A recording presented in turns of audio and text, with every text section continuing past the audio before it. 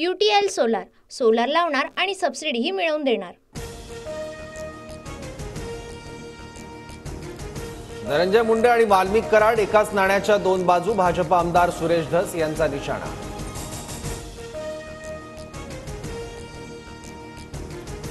धनंजय मुंडे आणि पंकजा मुंडेंनी राजीनामा द्यावा, धनंजय मुंडेंविरोधात पुरावे गोळा करणार, रोज बीडमध्ये आंदोलन करणार, अंजली दमानी आक्रमक।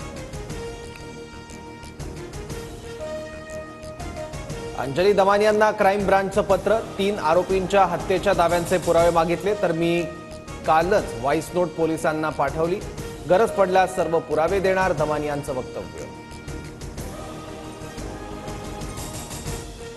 आरोपींची संपत्ती जप्त करून नाही तर अटक केल्यावर समाधान मिळेल, संतोष देशमुखांचे बंधू धनंजय देशमुखांची मागणी।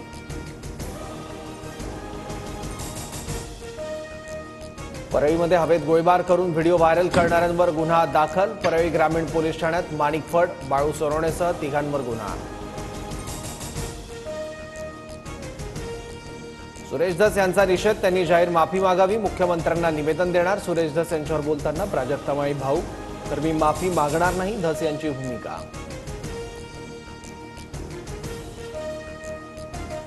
सुरेश धस यांनी कुठल्याही महिलेचं नाव घेऊन बोलू नये, प्राजक्ता माळींवरील धस यांच्या वक्तव्यानंतर चंद्रकांत पाटलांची प्रतिक्रिया। सुरेश धसांना प्राजक्ता माळींचं नाव घेण्याची गरज नव्हती, प्राजक्ता माळीची भूमिका योग्य, अंजली दमानी यांकडून प्राजक्ता माळीचं समर्थन। रुपाली ठोंबरे पाटलांसह 4 जणांविरोधात बीडमध्ये गुन्हा दाखल, आव्हाडांचा व्हॉट्सअप चॅटचा स्क्रीनशॉट खरा, कोर्टात दूध का दूध पाणी का पाणी होणार, रुपाली पाटलांची प्रतिक्रिया।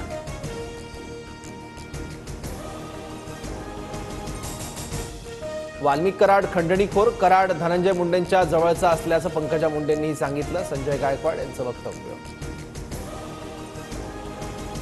फडणवीस जवळचा दूरचा पाहत नाहीत, योग्य ते निर्णय करतील, चंद्रकांत पाटलांची प्रतिक्रिया, तर बीड प्रकरणाशी संबंध नसल्यानं मुंडेंनी राजीनामा देण्याचा संबंध नाही, मुश्रीफ यांचं वक्तव्य।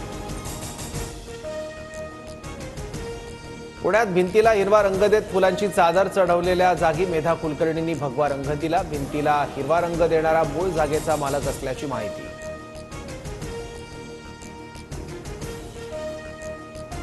2025 मावळताना मोदी पदावर नसतील, मोदी शांच्या कुंडलीतला राजयोग संपेल, सामनाच्या रोखोकमधून दावा।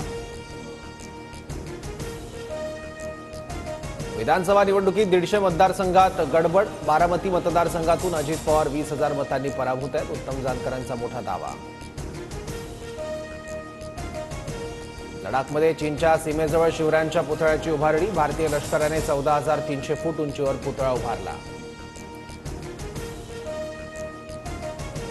मुंबईतील हवेचा स्तर आणखी खालावला, सरासरी हवा गुणवत्ता निर्देशांक 151, बोरिवली पूर्वमध्ये 151, तर मालाड पश्चिम माझगावमध्ये हवा गुणवत्ता निर्देशांक 200 पार। आळंदीतील इंद्रायणी नदी पुन्हा फेसाळली, इंद्रायणी नदीत रसायनयुक्त पाणी, नदी फेसाळल्यामुळे आळंदीकरांच्या आरोग्याचा प्रश्न ऐरणीवर।